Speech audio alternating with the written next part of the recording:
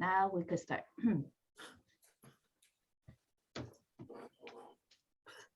This is WZRD Chicago 88.3 FM. And we have with us on WZRD today via Zoom, Frank Avila, civil engineer, and who also served from 2002 to 2020 at the Metropolitan Water Reclamation District of Greater Chicago. We interviewed him a couple of weeks ago, but we didn't have enough time to cover everything. So we are so grateful to have him back. And we have an additional guest too, Noland Rivera, who is running for Sheriff, Cook County Sheriff. Is that correct, Noland? Why don't you introduce yourself to our listeners? Great, thank you. Yes, my name is Noland Rivera, and I'm running for Cook County Sheriff. Okay. Well, let's first start with Frank. Yes, of course. Yeah. Well, let's just update our viewers, listeners who didn't hear the last interview. First, what are the main issues facing the Metropolitan Water Reclamation District of Greater Chicago? Well, the main issue, the Metropolitan Water Reclamation District of Greater Chicago, their mission is to protect the health and welfare of the public here in Cook County.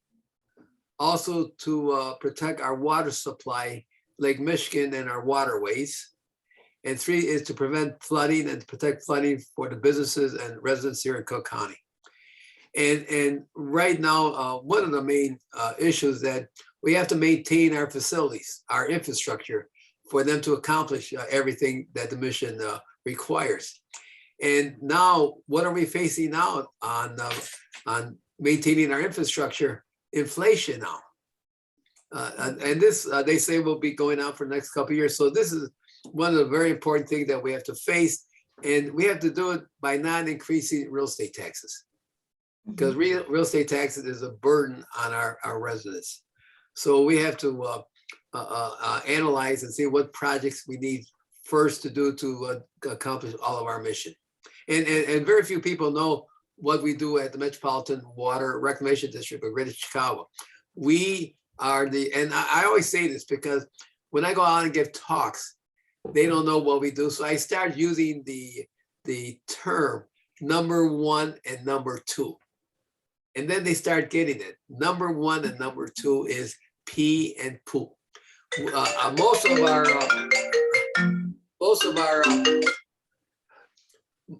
our money goes towards our wastewater plants. We have 7 wastewater plants to treat human waste, and 7. Just think 7. And 1 is the largest in the world, largest in the world. Very, very few people know here in Cook County what we have in terms of protecting your health. Is that we have one of the largest wastewater in the plants, and it was designed and built by a civil engineer.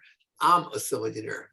For the flooding purpose here in Cook County, we have 2 of the largest reservoirs in the world. Largest reservoir, very few people know this, largest reservoirs in the world. We have 109 miles of the deep tunnel, ranging in diameter from 9 feet to 30 feet, and it's about 300 feet below the ground. And when it rains here in Cook County, when we have an intense rain here in Cook County, and if it rains all of Cook County, 1 inch of rain is 15 billion gallons. 2 inches of rain, you double that, 30 million gallons. 3 inches is 45 billion gallons. It's a lot of rain. So these reservoirs will help the flooding situation here in Cook County. And it's all designed and built by civil engineers. I'm a civil engineer. So I understand the district, and this is what the district is all about, to protect the health and welfare of the public. When you say that you have to be concerned about inflation, we're assuming that when you have infrastructure maintenance, that is ongoing. It's scheduled by design because nothing lasts forever, and you have to anticipate not letting any of your structures fail, because even one little bit of the whole affects the whole greatly. So what is could you kind of give us what the priorities are like that you have to face address in infrastructure? Well, on the infrastructure, you have to set aside a budget, and the budget, it cannot be for a year. It has to be like a 5 or 10-year plan, Mhm. and you have to set aside money, funds to do all the repairs. Like, and when I'm talking, the district is $1.2 billion a year, 1.2 billion. So when you set aside funds, it has to be like $100 million. You have to set aside to maybe each year or every 2 years to start doing the repairs on these infrastructures. We have over 500 miles of interceptor source throughout Cook County, 500 miles. We have over 30 reservoirs here in Cook County.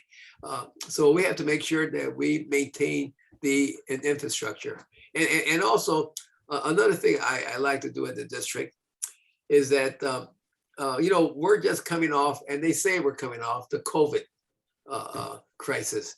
And now there are very few agencies that could determine the next virus. Now they call the next virus random virus. A lot of people out there has a cold, has their nose is running, chest congested. So when they go to the doctor, they say it's a random virus. So how would you detect the next COVID epidemic? Well, as I mentioned, we treat human waste. When you go to the doctor will take what samples? The doctor will take a sample of what? Fecal waste.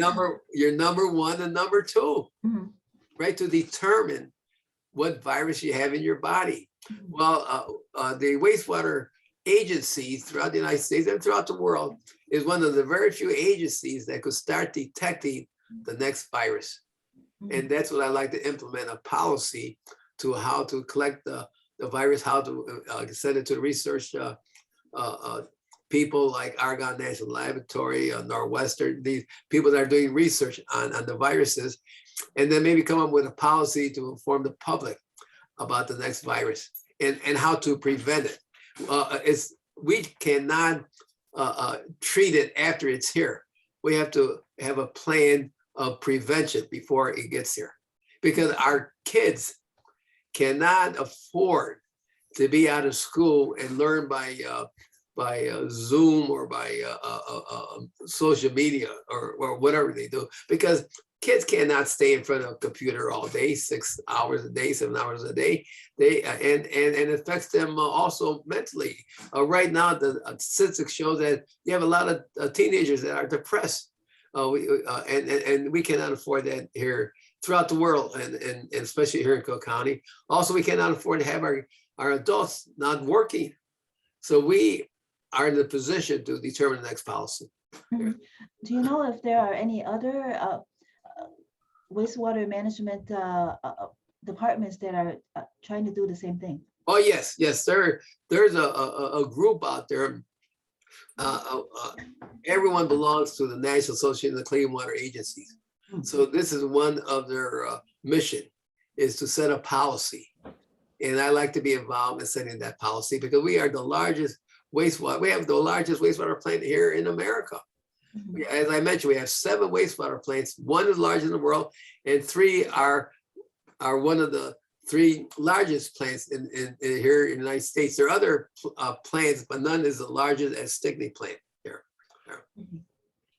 And when you say that they're able to detect the next virus, then would they be finding antibodies that are similar but are variants of what they know exist? That there, I don't know yet, but they could take the samples. Mhm. They could set up equipment in the sewers, and maybe the equipment could be their nursing homes, Mhm. universities, and start checking these samples there. Mhm. Mhm. When let's say they do check the samples, are they able to find out exactly about where their sample came from? I know because if they go to the plant, then it's all Yeah. like in the pot together. Yeah. But is there any way that the district or the researchers could find out approximately the location, the source of whatever they find. Sure, because you can set up the equipment in the local source. Mhm. Like if you have a nursing home and when they flush the toilet, it Mhm. goes to an outlet, it goes to that source. So you can set up an equipment right there at that Oh. location. Mhm. Because when it comes into our plant, a lot comes in, so we would have a hard time determining where it's coming from. But if you Exactly. set up the equipment at the source, then you'll know. Yeah. Mhm. Mhm. Yes, that would be very, very useful. And also what we want to do is that, as I mentioned, our kids cannot afford to be out of school for 2 years. Because why? You see a lot of crime out there. You see a lot of carjacking and everything. And this is why Noland is running. Noland is running for sheriff. Okay. We're on the health side. We want to keep our kids healthy, keep our adults healthy, so they don't what?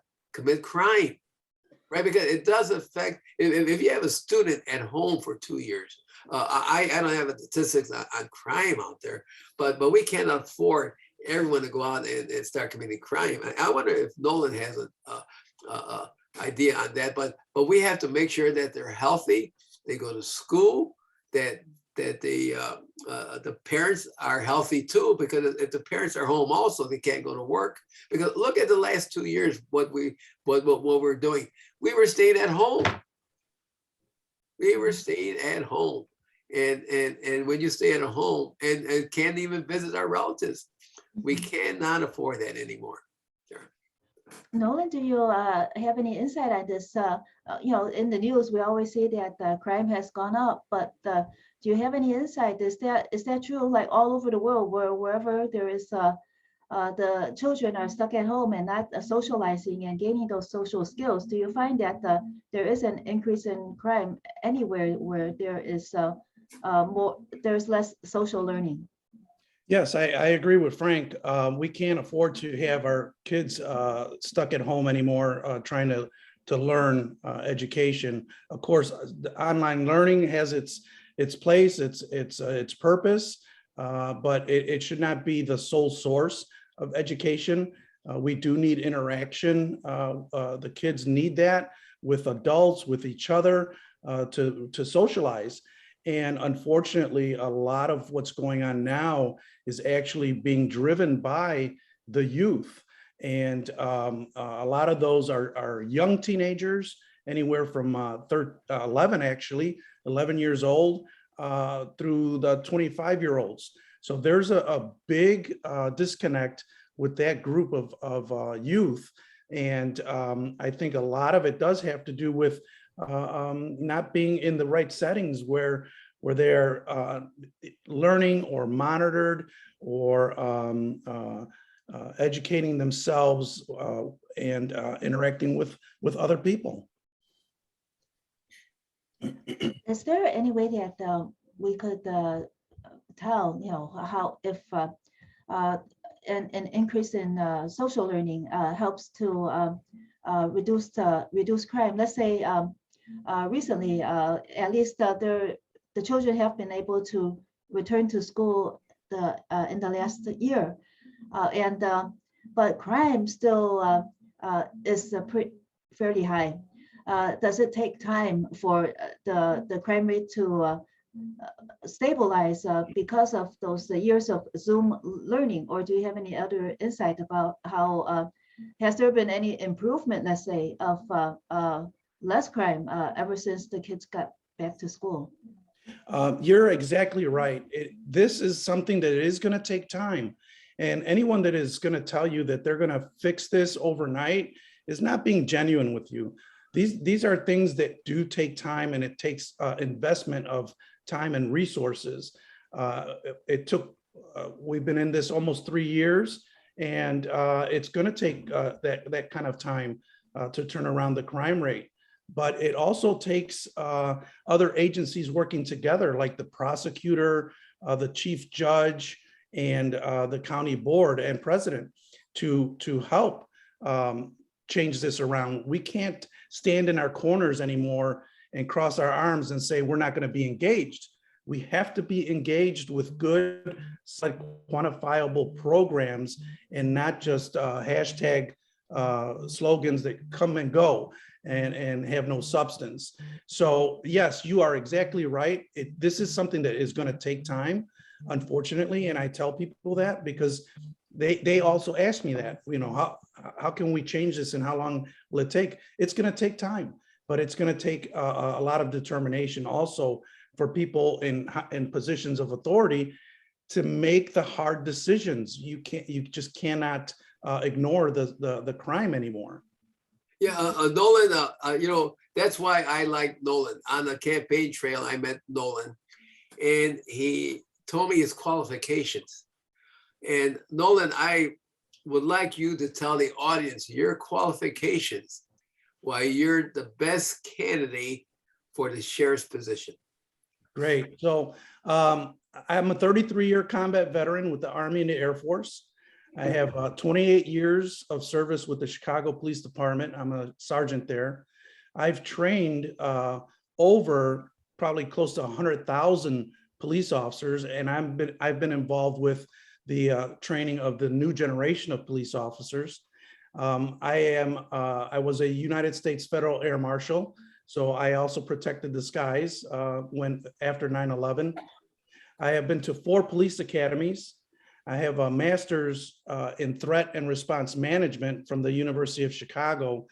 That degree tells you that I have reached a high level of competence in leadership and crisis management in the homeland security arena.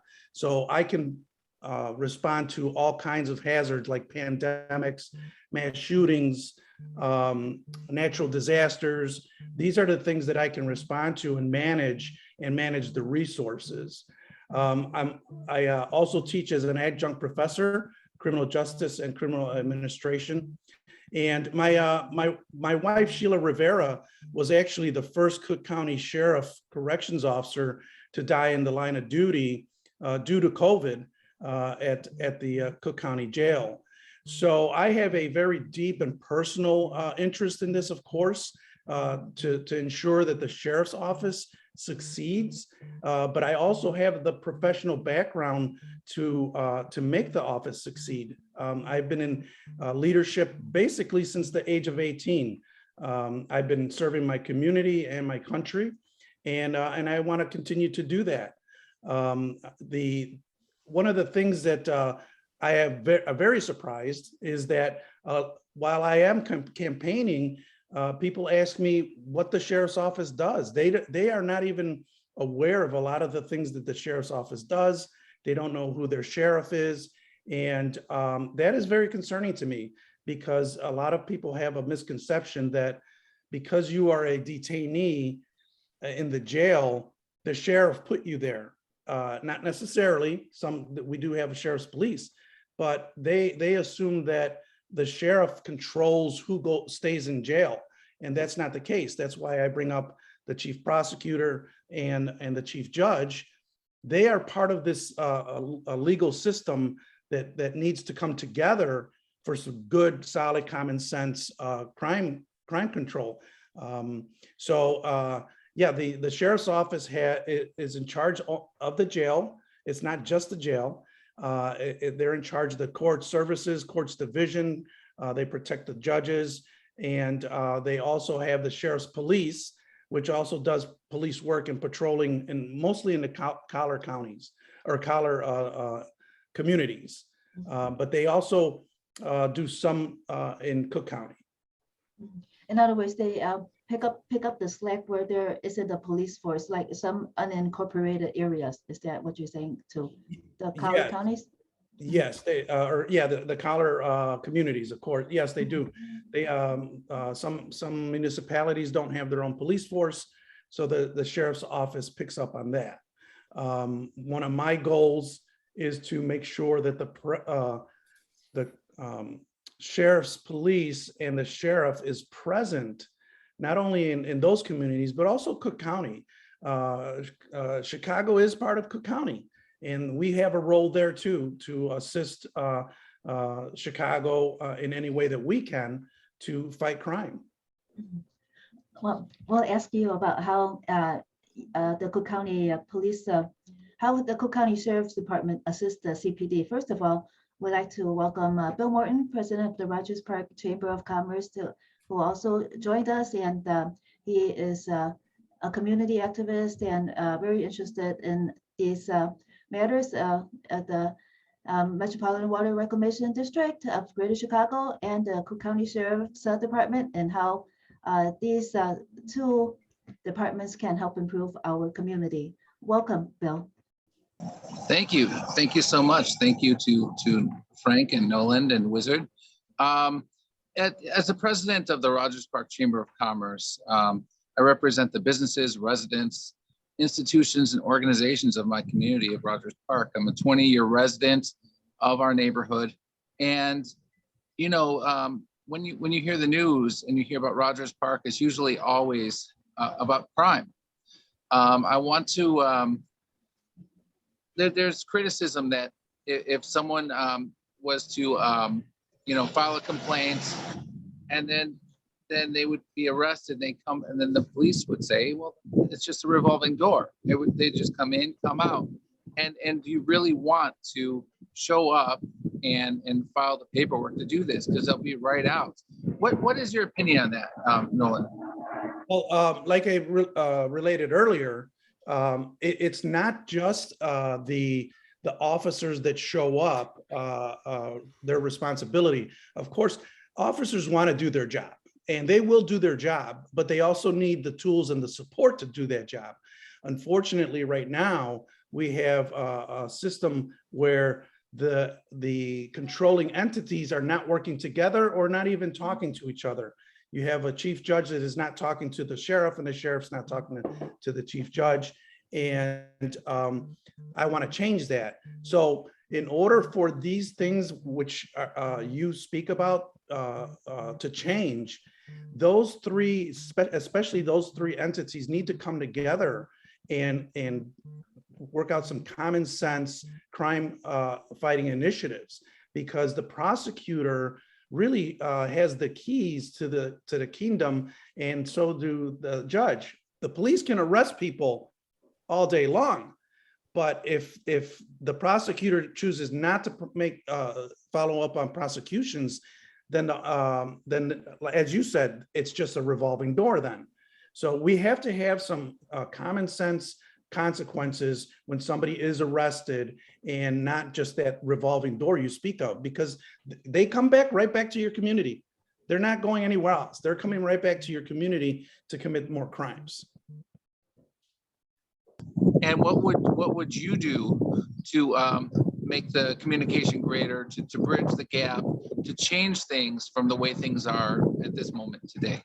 Sure. Well, what I think one of my greatest strengths is the fact that I'm not a politician, and I am not part of that ingrained system where I have to be necessarily. I can be a little more forceful in my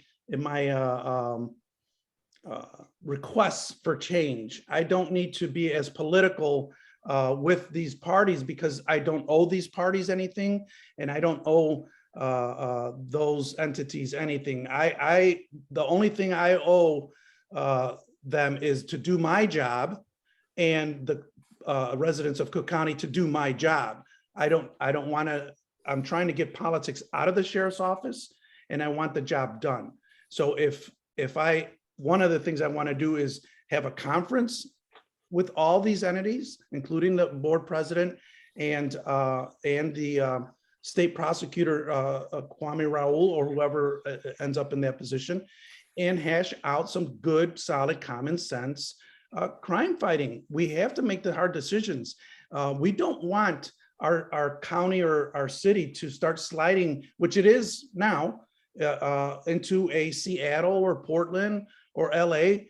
Lovely cities. I've been there before, but it is a tragedy what is going on there, and that experiment is failing, and we just don't want that here. We don't want it to grab hold, and then it's even harder to turn that around. In the city of Chicago, for example, it seems like we have record number of shootings. and they're at schools, they're mass shootings.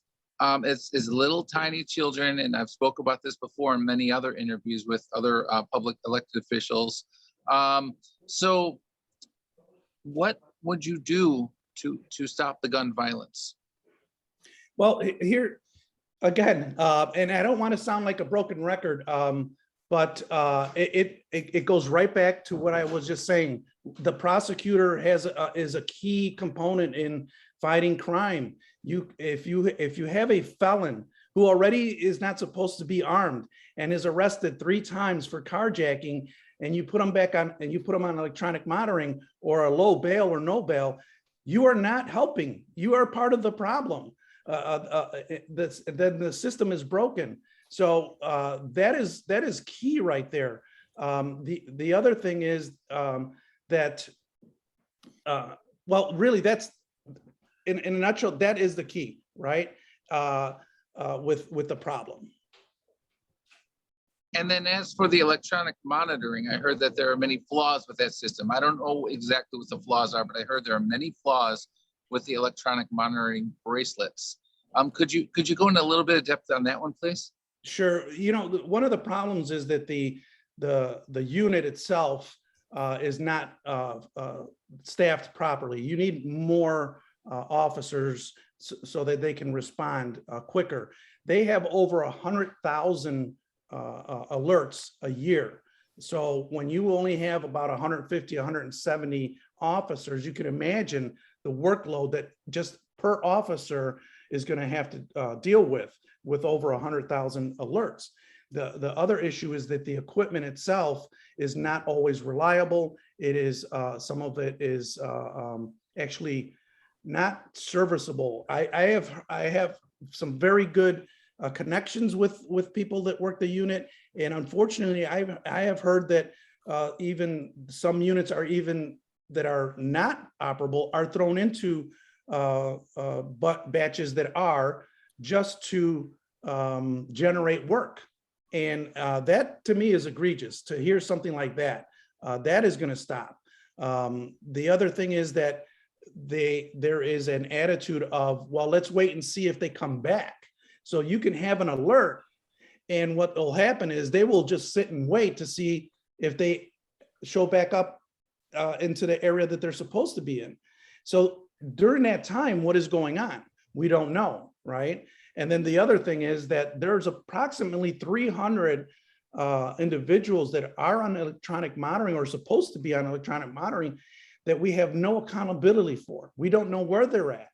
So when you're a law enforcement practitioner, you learn that 10% of the criminals are responsible for approximately 90% of the crime.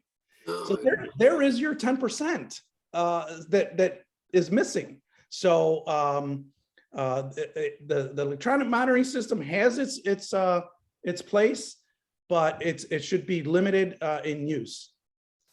Is there a way to tell that 10%, to detect that 10% and address that 10% so that 90%, we have interviewed other organizations in which they advocate no bail, etc., because usually people that are they have to bail out and they don't have enough money, they end up not being able to take care of their families, and it's a vicious cycle. So what plans do you have to actually just address that, the 10%, and then the rest of that 90%, then they could be helped with social services, etc.? Sure. Well, for in addressing the 10%, I want to stand up a mobile crime reduction task force, and they will specifically go after those high crime recidivist criminals. We need to find out where they're at, and they need to be held accountable. That's what the tone of my administration is, accountability, because it starts at the top, and I'm accountable to the county and its residents. I'm not accountable to any other entity. Like I said, I'm not a politician. I'm there to do a job, and that's my job. I will stay in my lane, and I will hold other people accountable. Even if they don't want to work with me, they will be held accountable. Now, I'm sorry, the other question was, Just how could you tell that the 10% are the 10% without being judge and oh, jury? yeah, I'm sorry, you were talking about the cash bail, the bail. Yes, mhm, Okay, yes. so here again, the system has to work together. The chief judge sets the tone for the judges also. And although cash bail is something that we should, no cash bail has its place also. But when you have someone who has been arrested 3 times for carjacking and or gun offenses or felons with guns, you have to have some common sense here and say, hey, this is probably one of those 10% that we want to try and keep in the jail. Now they can have their bail, but you have to at some point make those hard decisions. You can't just have a tagline and say, hey, no bail for everyone. That really doesn't make sense. You don't want to do that. If you are a violent offender, a chronic offender, then there should at least be some thought into a tiered bail system, where if you are convicted or arrested for these crimes, your bail should be at a separate tier, as opposed to somebody who stole some food, let's say, to eat, right? We don't really want to put those people in jail. I would not want them in jail. It draws my resources that I can use in other places, but they shouldn't necessarily be held in jail because they don't have the money. If they're stealing because they're hungry and don't have the food, how are we going to keep them in jail for something like that? So there has to be a common sense approach to this. And maybe what that needs to be is a tiered program where the worst of the worst are held accountable at a higher level.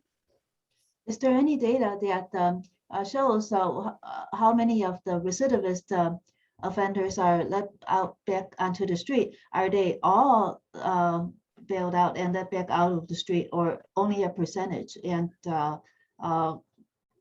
could you tell us how, if you have that data, where our listeners could actually review that data?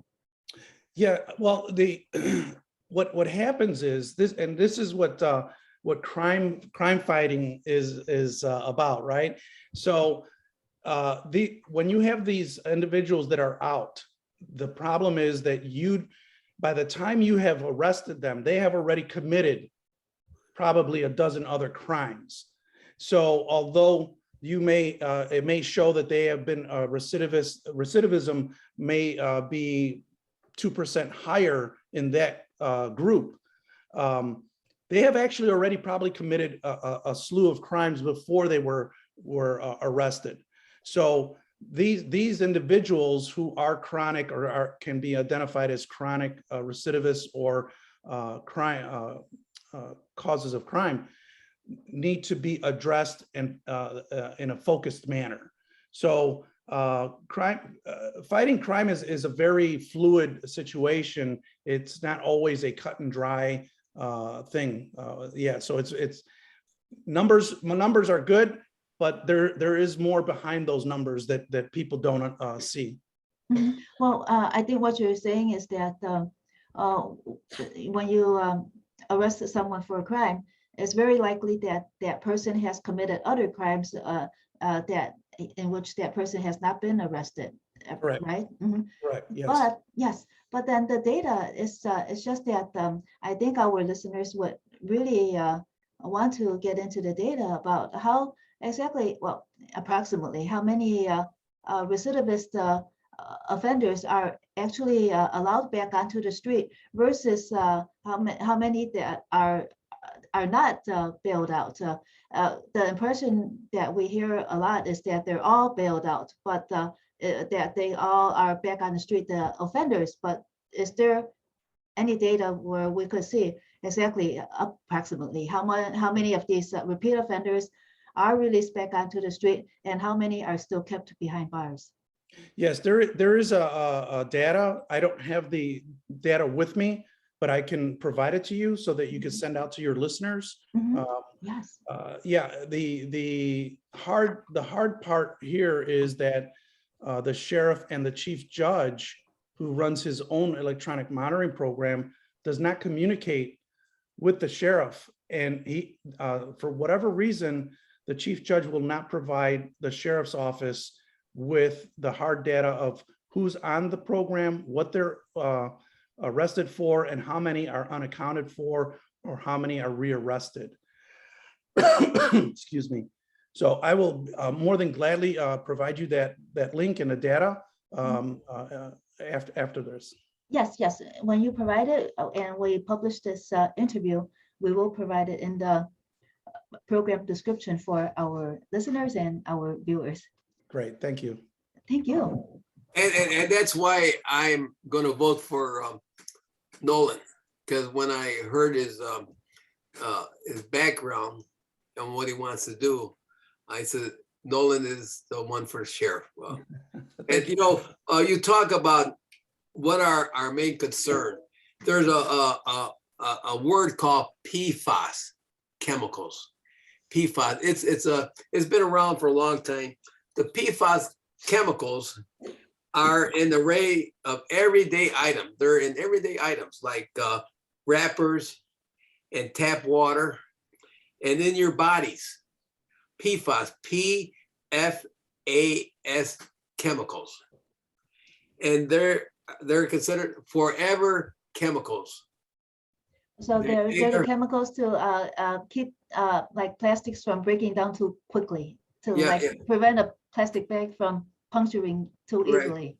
Right. PFAS, PFAS, and it's been linked to serious health effects, and very few people know about PFAS.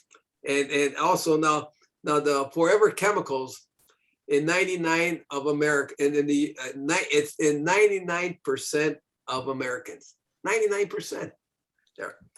In 1946, DuPont introduced Teflon. Remember Teflon? To the world, changing millions of people's lives and polluting their bodies. Just think of that, polluting their bodies, PFAS. Today, the family of compounds include Teflon, commonly called PFAS, is found not only in pots and pans, but also in the blood of people around the world, including 99% of Americans. 99% of Americans. PFAS chemicals pollute water, do not break down, and remain in the environment and people for decades. Some scientists call them forever chemicals. And this is why the wastewater agencies have to be careful that when they treat human waste, and the end product, it's called biosolids. You know, when you flush the toilet, it moves down the sewers and it comes into the wastewater plant. And then we treat the number 1 and the number 2. The number 1 after we treat is called effluent, and we'll discharge that into our waterways. The number 2, we make fertilizer out of that. It's called biosolids. If that PFAS, the amount of PFAS ever get into our biosolids, because right now we give our biosolids to the farmers to grow crops. We give it to neighbors of compost for their lawns. We give it to the golf course. If that PFAS ever gets into our biosolids, we, instead of giving it for reuse to the public, we would have to discharge that in landfill. That's the biggest problem now that America throughout the world is facing. It's called PFAS, and very few people know about it. And they're trying to set limits on PFAS, and they're asking the manufacturers not to put chemicals in the product that they make. And they make so that chemicals will discharge into our system. Big problem, big problem. So the reclamation plants, are they able to filter out the PFAS? Very difficult. we can only eliminate certain amount of chemicals, like on the pharmaceutical drugs. The wastewater plants were not designed to remove a lot of the prescription drugs. So that's why. And how do you remove prescription drugs? You only remove it by prevention. Don't get sick and don't take prescription drugs. How do you stay healthy? By eating good food, by buying organic food, we used to have a lot of people used to grow a lot of fruit in their gardens, right? And this is what we have to teach people, how to stay healthy. There, big problem we're facing in throughout the world, the United States there, and also Noland is running for sheriff. Well, this will affect if a person is not healthy, their mind is not thinking, that they could go out and commit crime. Health and crime works together.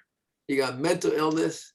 You got a lot of things going on now in the world. And how do you solve the problem? You solve the problem by electing Noland, which has a good qualification that wants to help the people here in Cook County. Yes.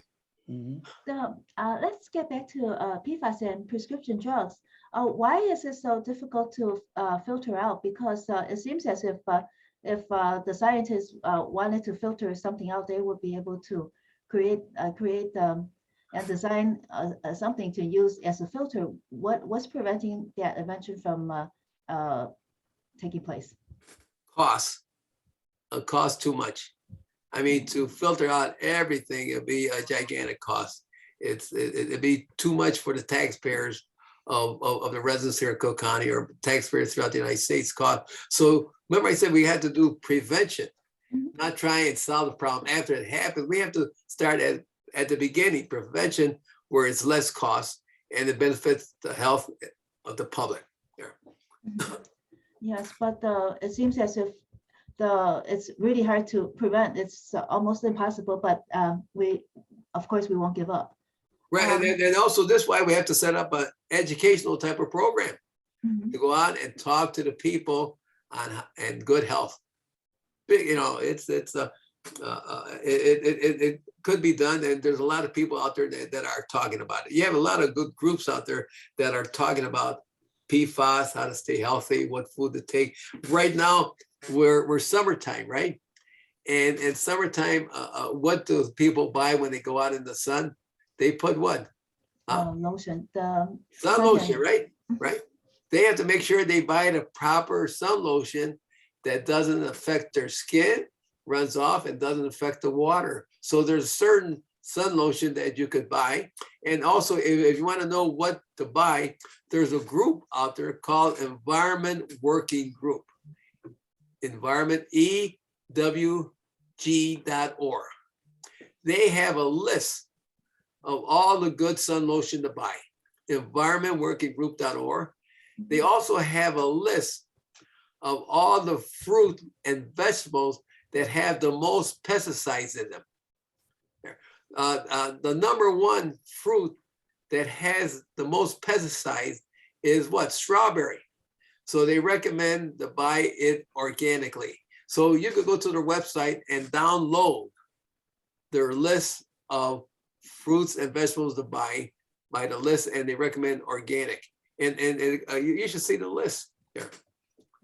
It's a very good, and also they have a list of, if a family out there has a baby, they have a list of products on what to buy that won't harm the baby also. See, because we have to start from the birth on and know what products to buy. And that will help everyone. It helps us too. That since we cannot treat everything that comes into our plant, this will help us also. Do you know if there are, or would you try to implement actually going to having schools include this in their curriculum? Because only groups going to speak about it might not be enough if it were not a general educational program that reaches everybody. Yeah, you know what? There's a group out of Minnesota. It's called Kids for Saving the Planet. Have you ever heard of that group? Yes, we have. Okay, well, that group goes into schools to educate the schools on not to use pesticides on their lawn. Because if you use pesticides on their lawn, it'll affect the health of the kids. They're going to schools to recommend what to eat. You know what? We need an education on how to stay healthy. Right, and right now there really isn't that, right? Because Right. Because why? Because you have your manufacturers want to sell pills and prescription because if they don't, if people are healthy, they can't afford to sell prescriptions to stay healthy. You know. Mhm. Yes. For lead,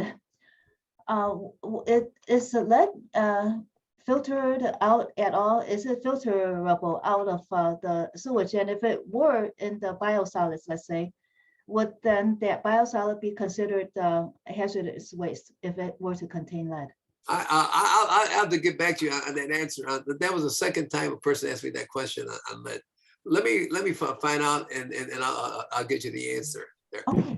That's very important because once lead gets into children, it affects their brain, and if it affects their brain, they can't learn and their development.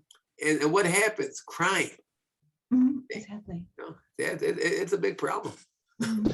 You know, this interview is so interesting because it's health and public safety, and these are the number one. Put them together, it's the number one issues: health and public safety in everything.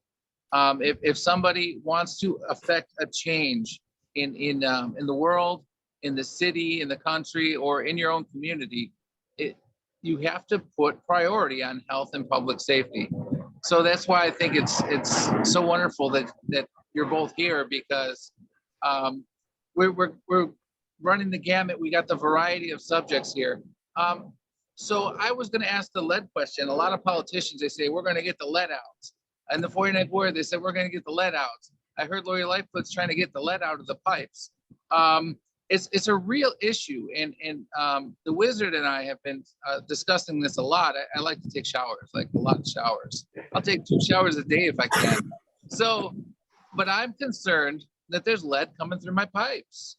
So is there anything we can do other than straight up replacing the pipes? Because that, I guess people think that's cost prohibitive. I think it should be a priority. What do you think, Frank? Well, you're talking about the water filtration agency. We're not part of that agency. That's the top end. That's the drinking water. We're the bottom end, the number 1 and number 2. But does the top end communicate with the bottom end? Oh yes, we work with them. But you're right. The city has a program that you could go out and order a kit, or they'll come out and test your water. Now the problem is that the pipes that takes the water that the city provides from the meter going into your house, what kind of pipes are they? Are they copper or lead pipes? Now, if they're lead pipes, I would not drink that water. I would not drink that water because they're going to affect your health. They're going to affect your baby, and they're going to grow up very sick, and it affects their brain. So every residents here in Chicago, if they suspect they have lead in their pipes, or if their pipes are lead, I would call the city and ask for that kit right away. And yes, there should be a program to replace the lead pipe. But here's the problem now, is that the problem is that who's going to pay for it? The lead pipes are in private property. Okay? So who's going to replace? Is the public going to replace it, or the private citizen going to replace it, or a combination of both? It's cost. Remember, I say that infrastructure comes down to cost. The Wizard asked me how to remove all the pharmaceutical drugs and all the chemicals, and I said it's cost. It's cost, and you increase the real estate taxes. So, but they should call the city of Chicago, ask for the kit, or have them come out and check their lead in their water if there's any.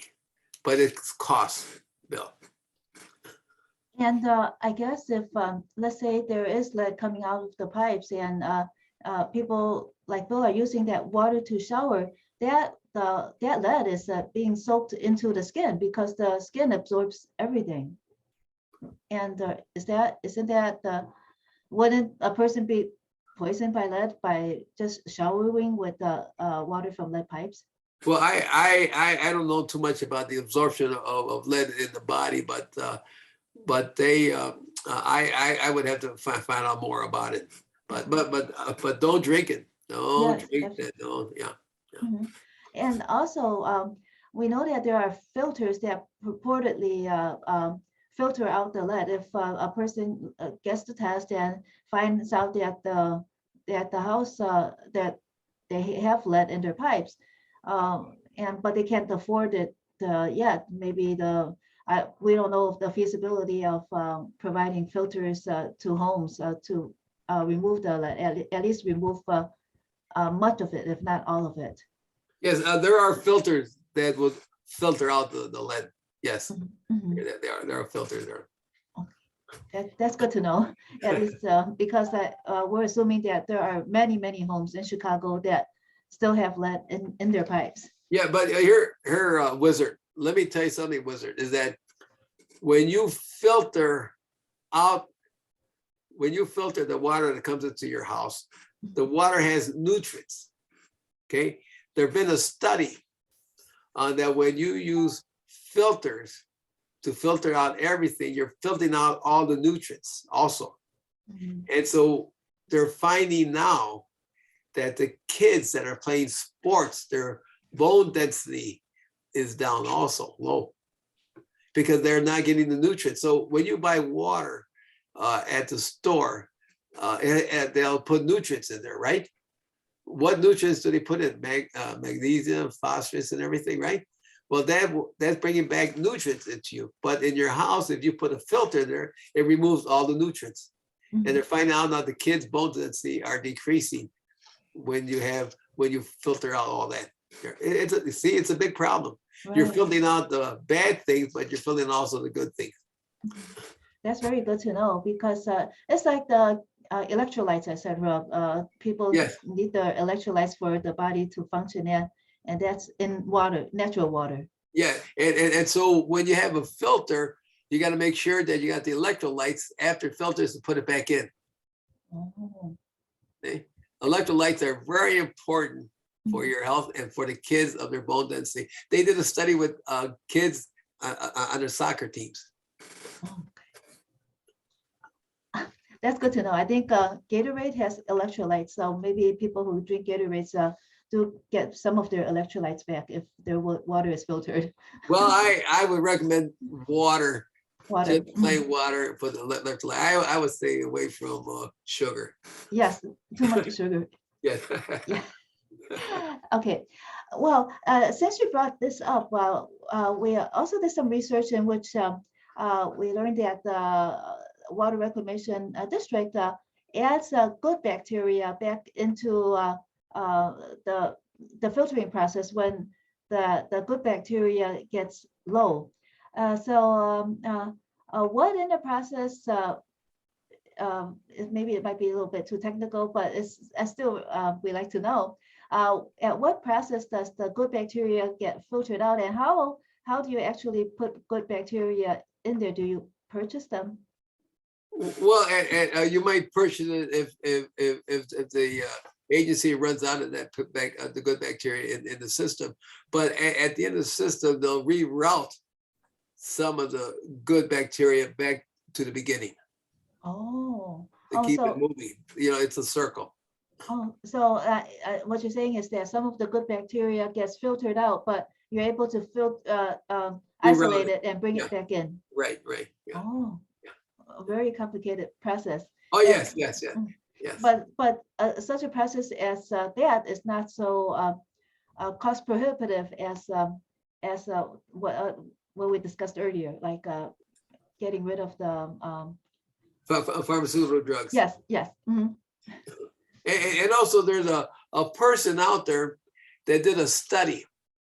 His name is Dr. Tyrone Hayes. Dr. Tyrone Hayes. He did a study on this chemical called atrazine. It's a chemical called atrazine that the farmers use for pesticide, atrazine. And he did a study on frogs, okay? And he did a study and he found out that atrazine will change a male to a female, or a female to male, and or nothing, neuter.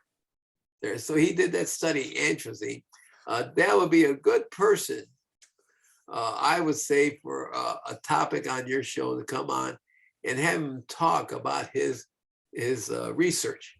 He's well known. He's down at Southern California, and so the public here could know what research he's doing in terms of chemicals. Because if that is in your food and you eat your food, if it changes the frogs, I don't know if he ever did a study on what affects the human health. So his name is Tyrone Hayes. Okay, that's very interesting. Yes, we'll invite. Yes, maybe you can help us help provide his contact information, and then of course we'll invite him to our program. Okay. Now we also wanted to ask you about the farm chemicals from runoff in our area. Does that get into our sewage, or is the sewage that you treat the Metropolitan Water Reclamation District treat, is it all sewage? Explain it again now. Farm chemicals. When they get farm chemicals in runoff, does that get into our sewage as well, or is it just the sewage alone? Well, the farm chemicals is that we have very few farms here in Cook County, but as I mentioned, that here we're in Chicago. We're at the top end.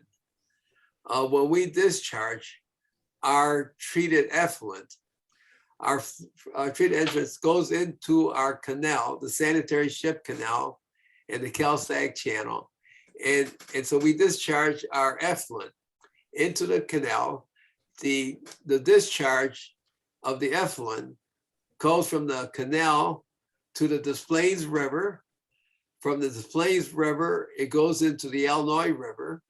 From the Illinois River, it goes into the Mississippi, always down to the Gulf of Mexico. Always down the Gulf. So any discharge from farm, that's where it's occurring, where you have your farm, your runoff. As it moves along the Illinois River, the Des Plaines River, the Mississippi, your runoff will affect their at that end there. We have very few, but the problem we have here in Cook County on your runoff is in the wintertime.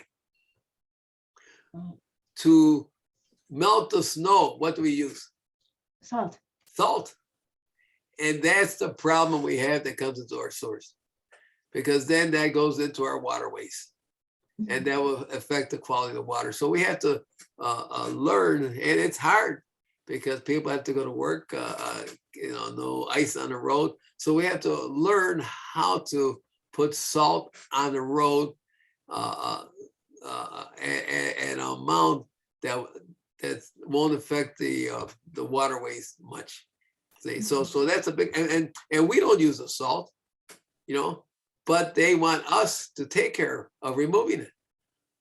Other people are using the salt there. Right. Now you got the state, the city, the suburb, they all use salt there.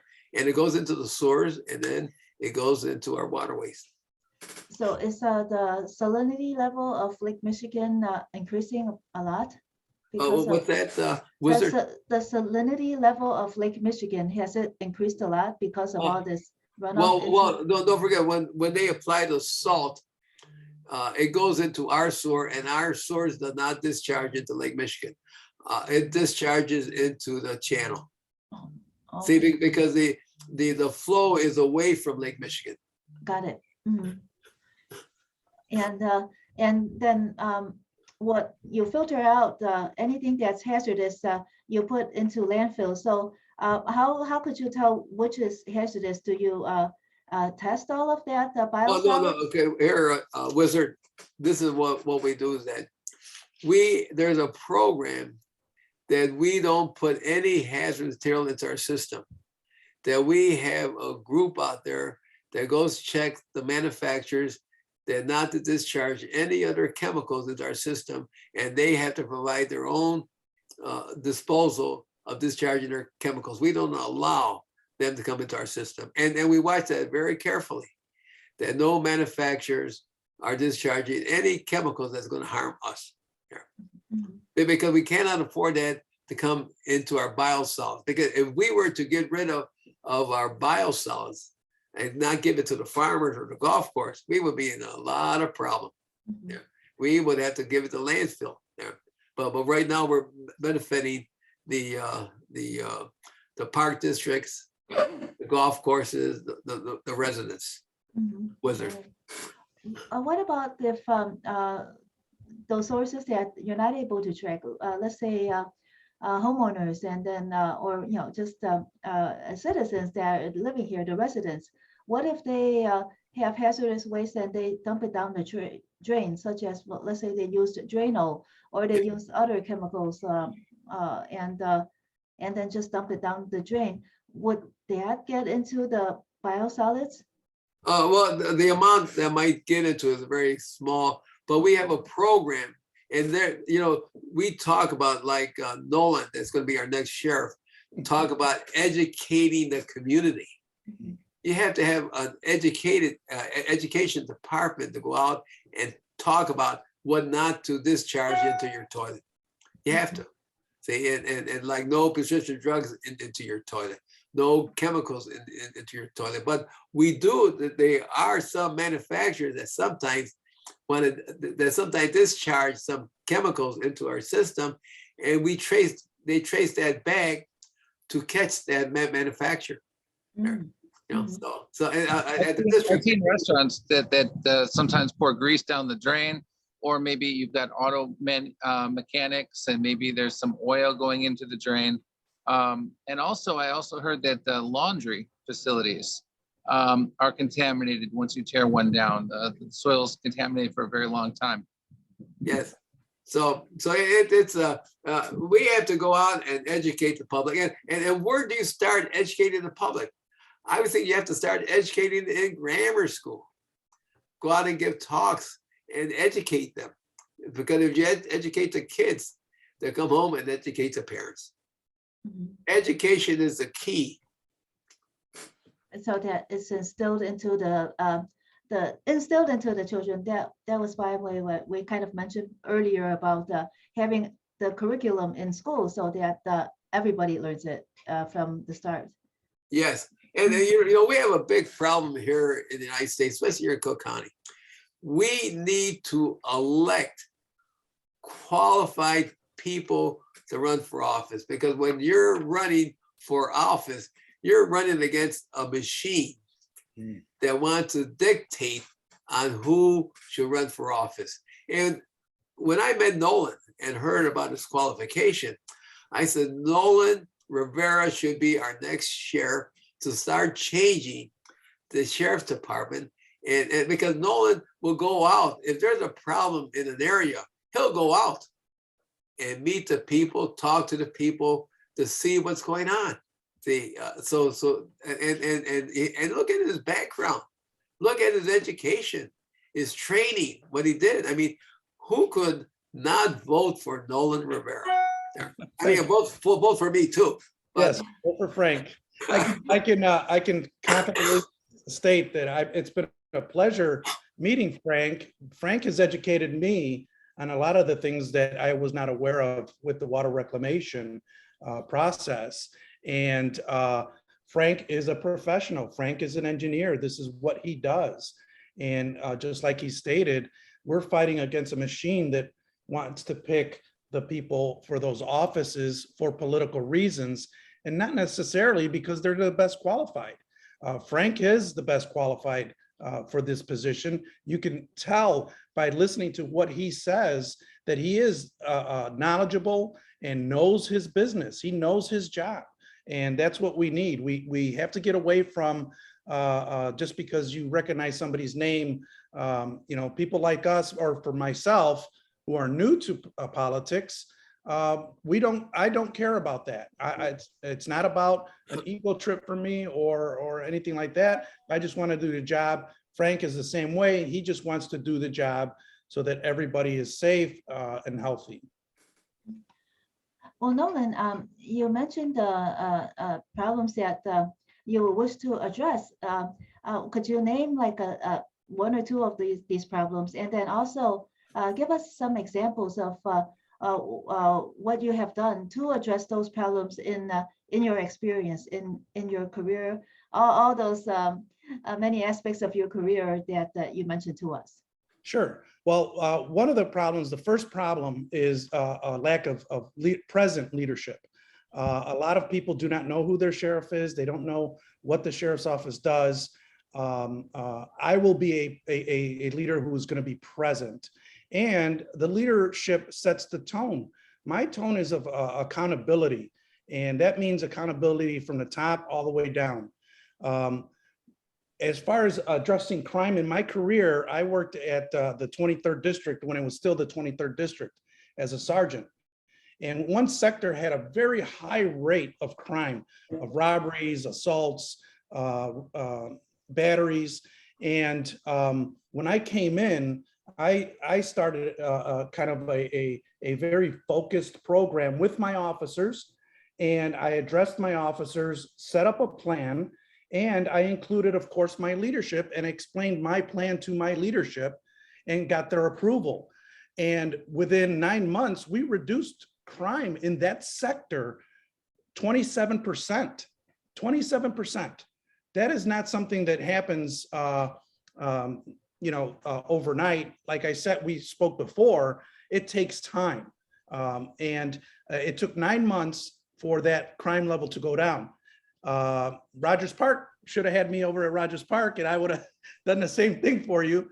But though that program, that initiative, and that focus that I brought to the table brought down the crime rate in that sector 27%.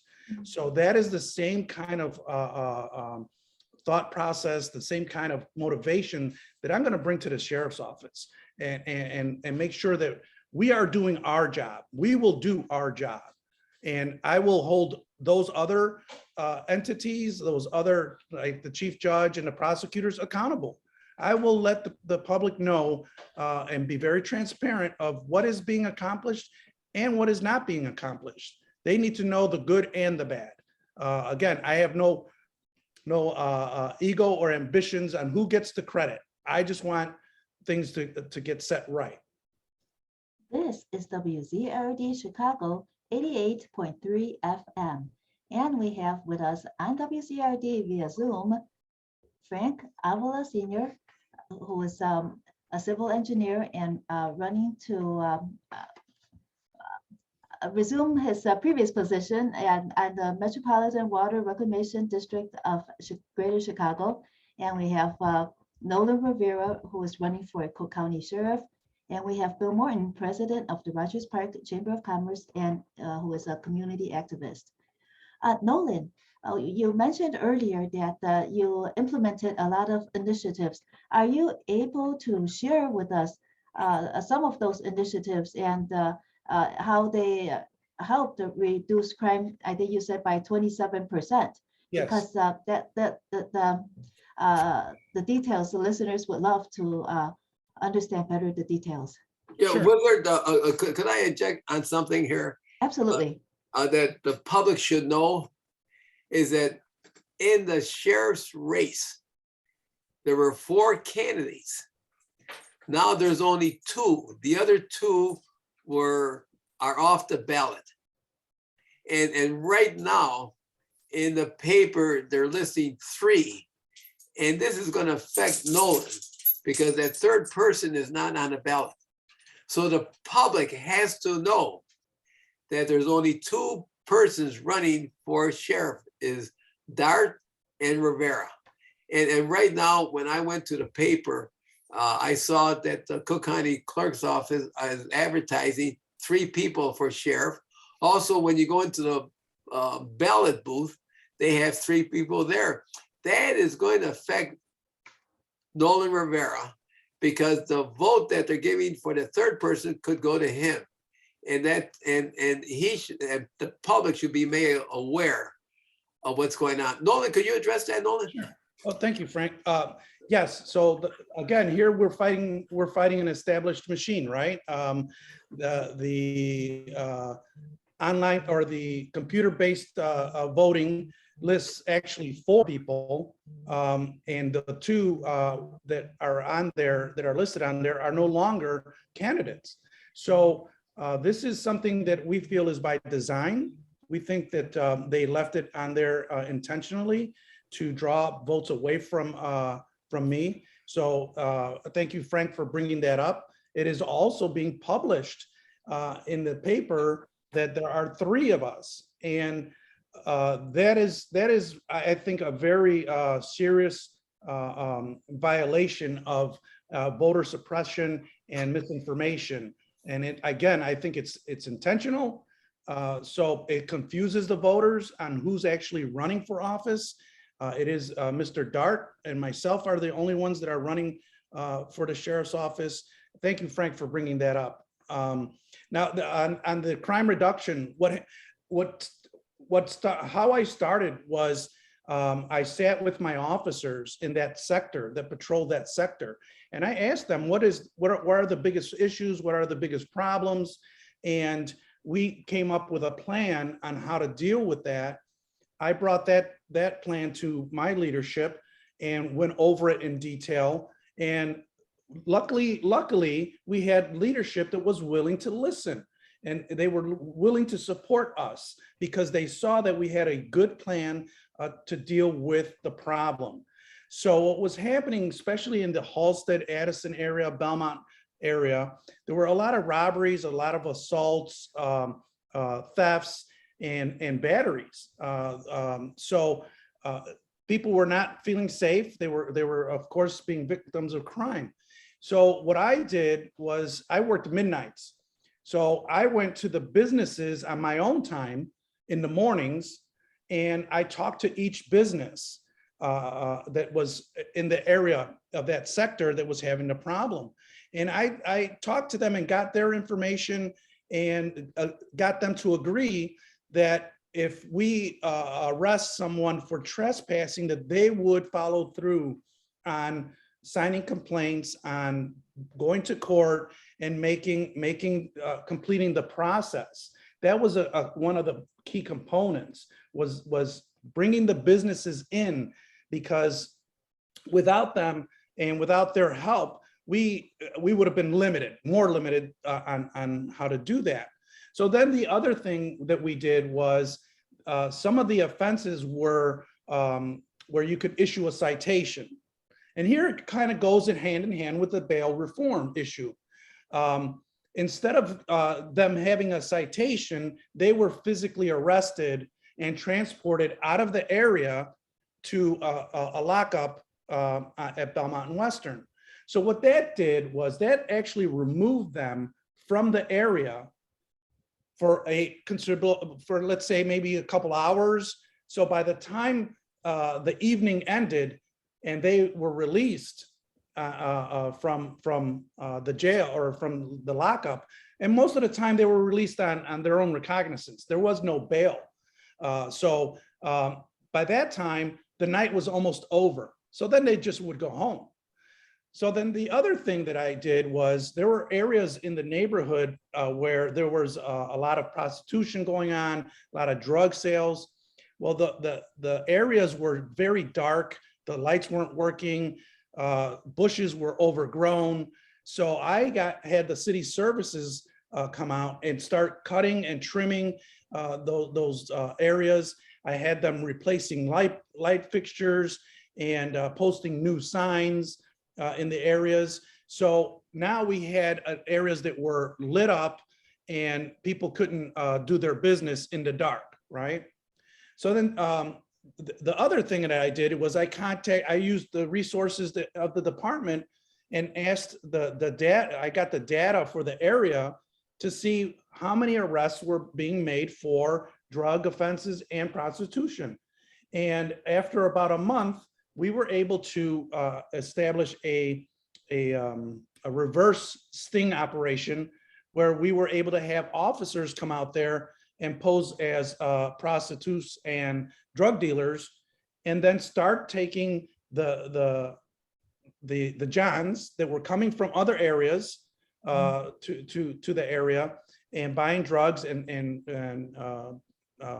getting serviced by prostitutes, and we started affecting them. Well, then the word got out that, hey, this is not the area you want to be in, because if you're in this area, Sergeant Rivera and his people are gonna make sure that you are dealt with.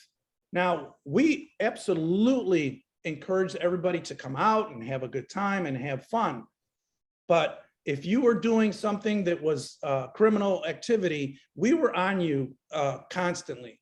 So then the other thing that I did specifically with the officers was that whenever they were not on an assigned job, they were in that area, continually patrolling that area. So they were constantly present in the area. So it looked like I had more officers than I actually did, because they were there every time they were finished with the radio assignment. They would come back and be in that area. So over time, it took 9 months, but over time, the crime went down. And the word got out that this was not the area to be in, because you were going to be dealt with. Now you got dealt with, but you were dealt with fairly. You were always given opportunity to, hey, do not do this here. I talked to many of them myself individually and said, do not set up shop here, because I will deal with you. And I would follow through. So that's how we reduce crime there. Mhm. You see, Wizard, that's why it's so important for you and Bill Morton from the Rogers Park Chamber of Commerce to inform everyone in the Rogers Park area. And your covers what, the 48th ward, the 49th ward, the 5th ward, to explain to them the reason why they should vote for Noland Rivera on the crime issue. Big problem there if we have it. And we have to get the word out that there's only 2 candidates on the ballot. Yes. We have to get the word out, because they're showing 3. And if they vote for the 3rd person, that vote is lost. So the people, the voters that are going to go vote, they're losing their right to vote for the 2 people, one of the 2 people, which is Noland. And the thing is that this is by court order. The clerk's office is supposed to follow the order of the judge and removing those individuals and giving notice.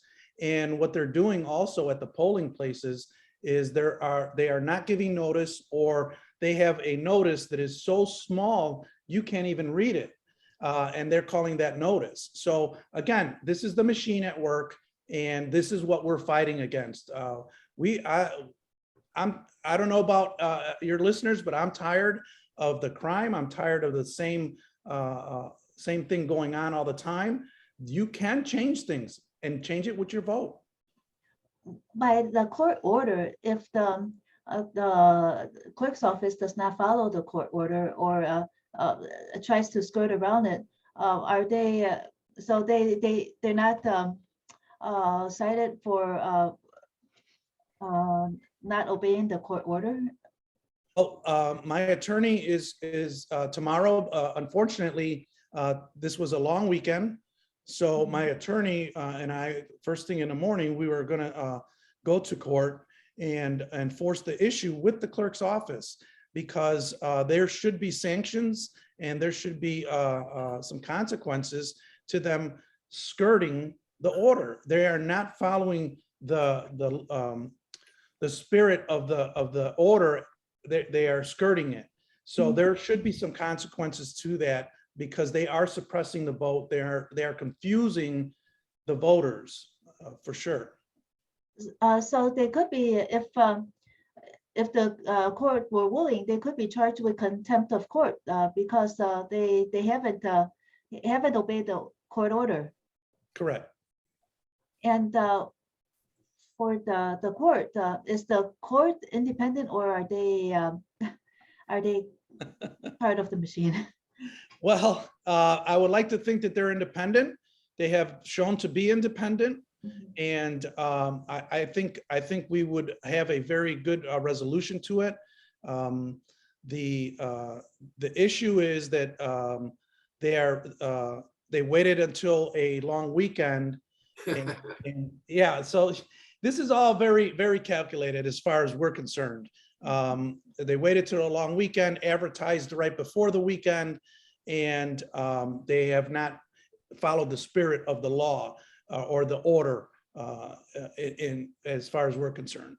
What about the ballots in the early voting places? Is that how many names are on the ballot in those places that happened before this weekend? Sure, though they have 4 people listed on that ballot. Mhm. Mr. Dart is number 1 on the, and I'm number 2. Number 106 is my ballot number, and then they have the other 2 that were removed as candidates. So they should not even be on that ballot, electronic ballot. And then they're supposed to give voters notice and let them know, hey, these 2 people are not on the ballot, but yet they continue to be on there. So you can imagine that when you go in there, these voters think that there's still 4 people. So they don't, and they're, they're listening to the news, right? The news tells them, hey, this person and that person were knocked out, but all of a sudden they're still on the ballot. So that is very confusing. It's voter suppression, and it's very calculated. And Wizard, it would be, if you could do it, very important, maybe have another Zoom and talk about this with Noland Rivera before the election, because the final election is on the 28th. Noland Rivera has to get this out, and he has to get it out anyway to the public. And maybe you could have another session with Noland Rivera on this issue. Yeah, maybe we could do that because we could have 2 interviews next week instead of 1. Because I think we're booked for something at 10 o'clock already. Someone, we'll see. We'll see what we could do.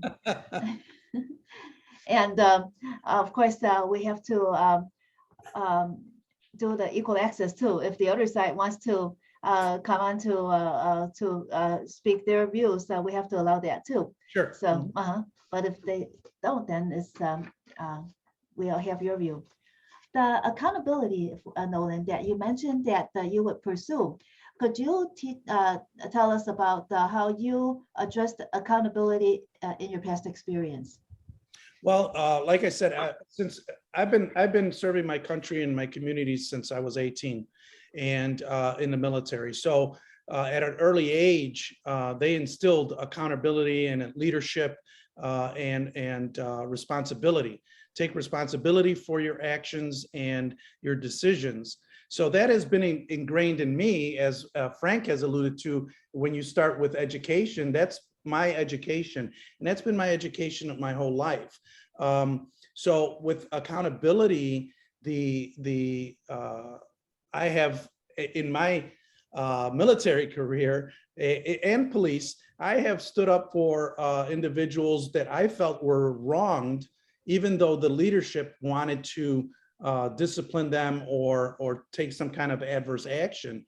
And much to my distress, because the focus and the anger would come on to me. But I felt strongly enough that for these people that I would not let somebody make them accountable for something that I felt was not their responsibility. So that's the first thing. I will stand up for the people, especially when I feel that they are being wronged. The other thing is accountability starts at the top with your leadership, and that's the tone. So with the leadership at the county, I will streamline and reorganize that leadership so that we have a clear line of accountability. Right now, there is such a convoluted system that officers do not always know who their leadership is, so that there is no real line of accountability. So I will streamline that chain of command to make sure that people know who's accountable to whom, and we will hold those people accountable. as you could see, recently we had the ghost payrolling. So how do you have ghost payrolling that with a cost of up to $3 million and no one knows about it, or there's no leadership involved in it? Of course people know about it. Of course leadership knows about it, and they are not being held accountable. When you have a clear line of accountability, you reduce the possibility of people being able to do these things, this fraud that happens. So it's all a building process that starts from the top all the way down and right back up the chain of command. So earlier you mentioned that you helped preserve accountability for individuals that were wronged. Is that what you meant? Yes. Yes. So that means that you saw in the evidence that an individual seemed to be accused of something that individual did not do, and then how did you pursue it? Did you found who was accountable for what that person was accused of doing, or how were you able to settle that? Because it's like getting into the weeds, but then our listeners see how you would actually address a problem like this, and then they understand how you work. Sure. So the first thing is that you have to be willing to take I guess take the hit, right? Take the discomfort of standing up to your leadership, to the people who are pressing this issue. And I've never been afraid to stand up and say, no, I understand that you are a general, or I understand that you're a colonel. However, this is wrong, and we need to address it. And I've been dressed down by some pretty high-ranking people in my time, but because I felt strongly about the situation and I knew that I was right, I had no problem or issues standing and making the argument for those individuals. And I'll give you a quick example. In Virginia, I was in charge of the equal opportunity investigation. I worked as an equal opportunity investigator also for the Army. So I was sent to a base, and I won't say what base. I was sent to a base to talk to the commander about projects and things that they were going to do for Black History Month and observance. Well, being a sergeant, I waited my turn, right? We have protocol, and some officers went in first. When it was my turn, the commander decided he was going to ignore me and brush me aside. And I was very insistent that I was there for a specific reason, because I was a representative of the 1st Army Division at the time. And so he continued to push back and say, no, I don't need to talk to you. And I continued to press the issue. Excuse me. So instead of getting into his office, I just said, you know what, since we're talking, what are you going to do for the observance of Black History Month? What are you doing for equal opportunity? If you're not going to let me sit down, we're going to stand here and do it right now. And he basically told me that we do not cross lines, Sergeant Rivera, meaning I'm not going to observe anything for Black history or equal opportunity. So when I went back to my base, I wrote up my report exactly how it happened. And one of the top generals came down to my office and talked to my supervisor and said, are you going to let him send this forward? And again, I was blessed with a good leader. And he said, yes, if Sergeant Rivera said this happened, this is what happened. So that commander found out that I lodged the complaint against him, and he ordered his military police to arrest me if I ever showed up on his base. Well, that's completely an illegal order, but I had such a good relationship with the police there that they called me and warned me. So these are the things that I will step up to, regardless of who you are. Like I was saying about the prosecutor and the chief judge, I will step up and put you on notice that you will get, there will be consequences in not trying to deal with me. I will always approach you and say, hey, let's work together. But I will stand on my morals and my ground to make things happen. So so that's kind of what the kind of guy you're going to get is somebody who's going to stand there, and regardless of what dress down I get or consequences, I'm going to do the right thing. Okay, I see.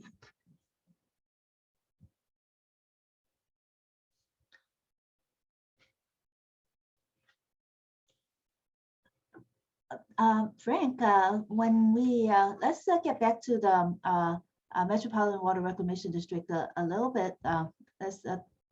The solids are sent to landfills, etc. So how much tonnage what solids are separated out to be sent to landfills versus the solids that are able to be sent to as a fertilizer? Oh, unmute yourself. I think you're muted. Well, it begins at the first process of the treatment, is that the heavy solids falls to the bottom, and those are the portion that is sent to the landfill, and the floatables, what we call floatables, are moved into the process. So it's at the beginning, and that's very few. Oh. Yeah, you know what, Wizard? It'd be a very good thing if your group would set up a tour at the plant. We have one. There's a plant up on the north side of McCormick Howard, and this will give an excellent tour on the residents in Rogers Park to see how their human waste is being treated. It'd be an excellent tour. I mean, if you have time, you could go over to the largest wastewater plant in the world in Stickney, that's on the southwest side there. And they'll explain the whole process there, the whole process on how the human waste is moved from certain areas to a certain area. Okay, yes, well, try to set something up. We could maybe schedule some event for that. Thank you for the suggestion. So the solids, those that are that is sent to the landfill, does that isn't as much then? There really isn't. Oh, No. What percentage would you say of like the sewage that goes through the plants? I would say a small percentage, very, very small, not very large there. And then what we call human waste is the floatables. It flows through there. Okay. So the heavy stuff that is sent out to the landfills, is that like the glass or the tires, etc. That kind of waste? Well, tires. We have filters. There's filters, a screen, that maybe a 1/4-inch opening, so a tire may not be able to go through the system. Yes. It's so small. So some of that too, because I think we saw one of the videos in which the items were filtered out, and there were like tires too. So those tires and all that trash gets sent to the landfill as well. Yes. Okay, it's a very complicated process, and it took quite a while for it all to be put into place. Yes. Okay. Let's see.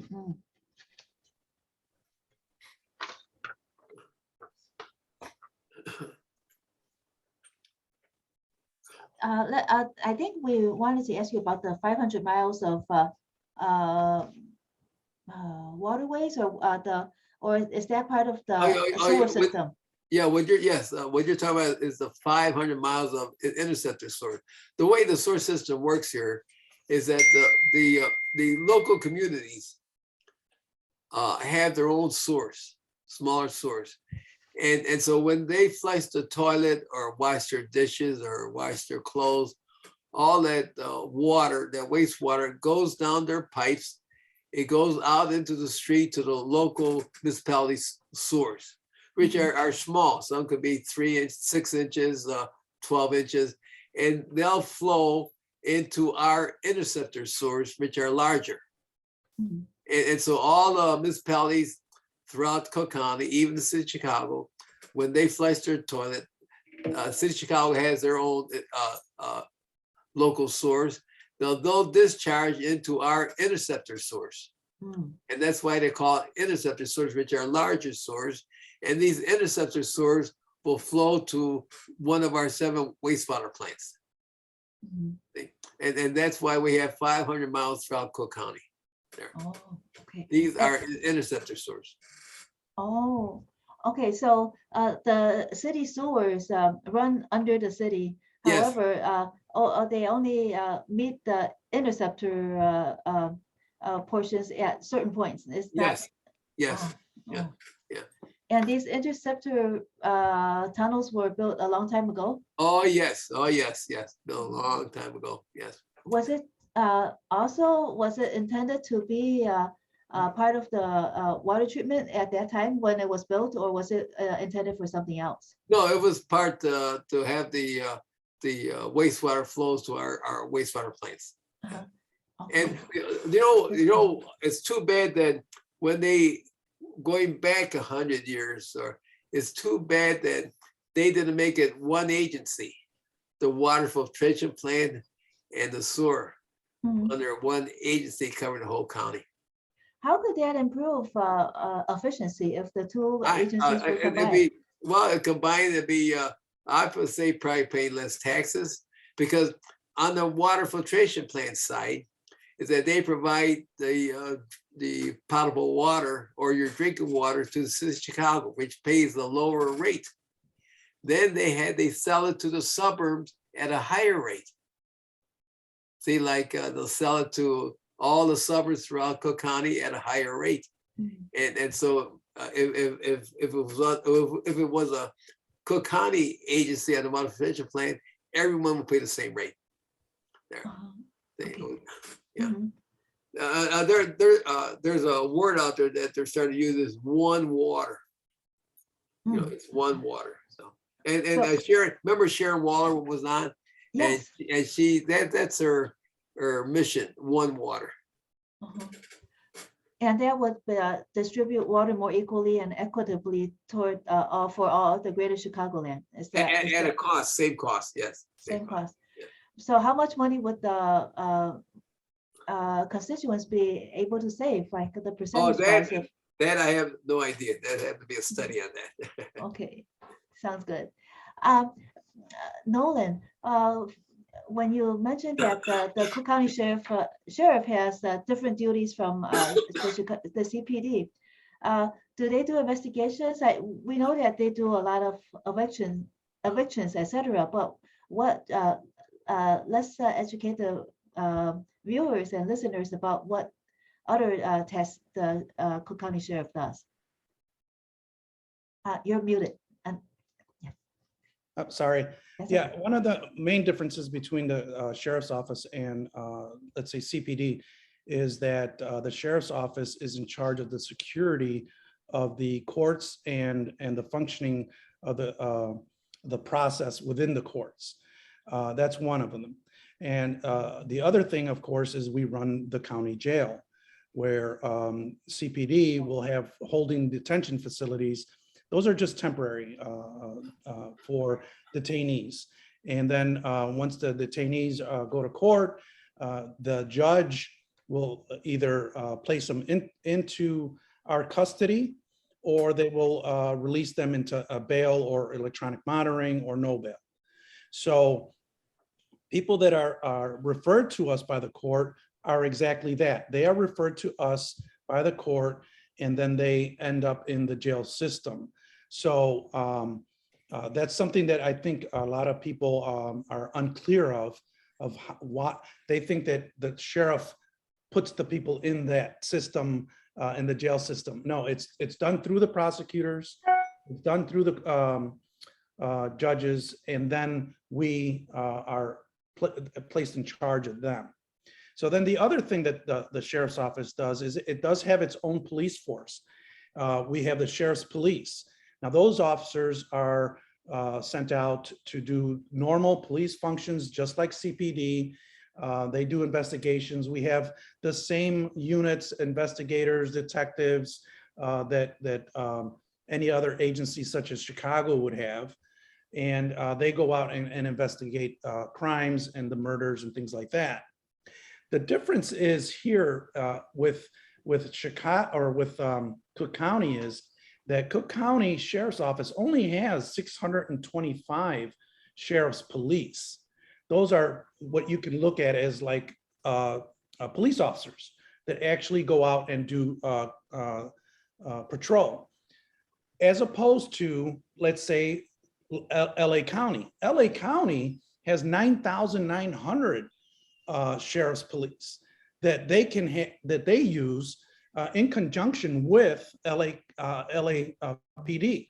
So just looking at those numbers, you can see that our system is upside down in that sense. Cook County is the second largest county in the nation. LA County is the first largest, and we only have 625 officers that are out there doing police patrol activity. Now, there are other sheriff deputies that go and do civil process, warrant executions, evictions, notices, and things like that. They are out there doing those things. But Cook County is upside down in its law enforcement activity. So my goal is to bring the sheriff's office back into a more traditional law enforcement agency. And I want to hire up to 3,000 more officers. Now, those 3,000 aren't just going to be for law enforcement. They would be throughout the system, corrections, and the court services. The court services, they handle somewhere in the neighborhood of more than 1 million cases that they're dealing with in the courts per year. So they are understaffed. The civil process section, the civil process section of the sheriff's office is understaffed. The corrections is understaffed. You have one officer dealing with monitoring up to 3 separate tiers of detainees. That is a very dangerous situation. It's dangerous to the officer, and it is dangerous to the detainee, because we just recently had a detainee that was murdered in county jail because of a situation just like this that I have been talking about. You had one officer in charge of at least 2, maybe 3 separate tiers. So when they leave a tier, there is no one there to monitor that tier. And then these kind of things happen. So when I say I want more officers, it's not just because I want more officers to be in charge of or to hire. There's a psychological component to this where the officers feel safe when their staff is properly staffed. The detainees feel safe because there's enough officers to protect them. They are also there to protect the detainees and avoid these kind of situations where a detainee is assaulted or murdered. So it's all works hand in hand. It's a very complicated system that works, but it has to work. When you have one part of the system that is not working, it affects the entire system. So now you have the other issue, of course, is with the sheriff's police. We need more sheriff's police to be present to fight crime, to be in the public. People do not even see the sheriff's police out there anywhere most of the time in Chicago, Cook County.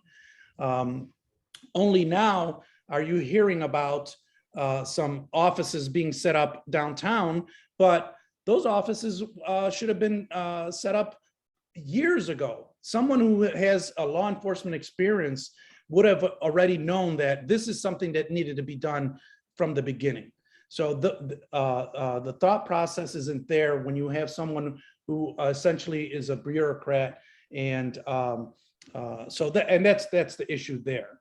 The other thing is that when you set up an office like the carjacking unit downtown, and no offense, of course, to radio announcers or personalities, but when you hire a radio personality to head up that unit who has no law enforcement experience, how serious are you really that that's what you want to do, and not just make another show of another program that may not even last that long? So yeah, the sheriff's office has a lot of jobs. It's very distinct in its missions as opposed to Chicago, the Chicago Police Department.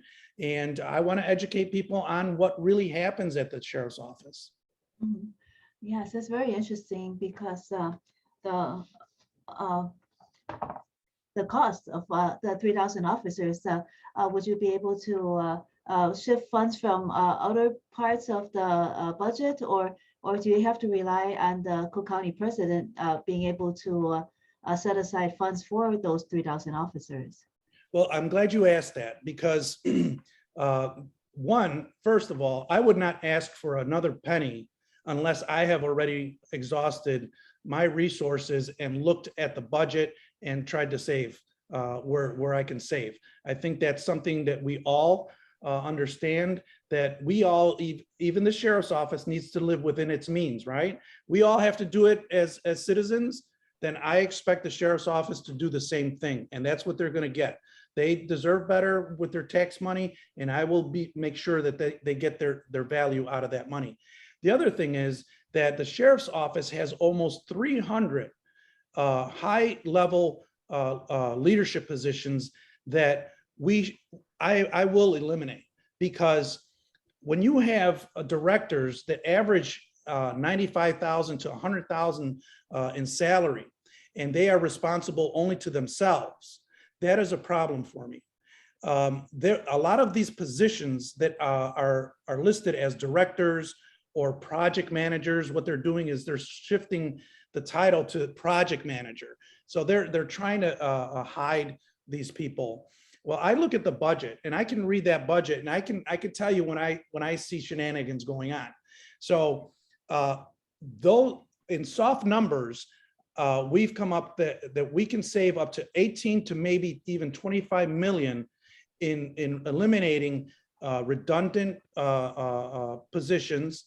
And those positions actually could be handled by interns and social service interns, interns like Frank is talking about, health and safety of the public, waste management, and recycling. I have reports that there are 2 directors that their sole job is to look really into dumpsters to make sure people are recycling. We don't need to pay someone $95,000 to $120,000 to look in dumpsters. Those are things that can be handled by an intern who's interested in that field. So there are a lot of positions that these directors hold that can be handled by interns, so that they can get the experience and they can learn the process. They can do the social service work. Like I'm told there's a director of toys that makes sure that there are toys for detainee family members' kids when they come visit. Now, I applaud that there's things for the kids to do. Of course, we want them engaged. However, do we really need a director being paid $95,000 to $120,000 to make sure that there's enough toys? No, we could. So with the 18 to $25 million saved, would that be enough for you to cover those 3,000 positions? How much more money do you need to cover the 3,000 additionally to cover all 3,000 positions? Right, and here is the issue. Well, like we spoke earlier, this is a long-term process. It's not something that happens overnight. So the 18 to 25 million, for every 2 of those director positions that I can eliminate, I can hire 3 new officers. So that will be the beginning. And through the first administration, my first term, at my second term, we will try to boost that number. So if I can save more money in other areas, that's where that money is going to also come from. So it's going to be a budgetary, of course, issue, but we can at least start the process. And that's what we need to do, is start the process. Well, Noland Rivera and Frank Avila, Senior, thank you so much for joining us on WZRD today. And perhaps we will speak again next week, because there is so much to talk about. Thank you. Thank you. Have a great day and be safe. Bye-bye.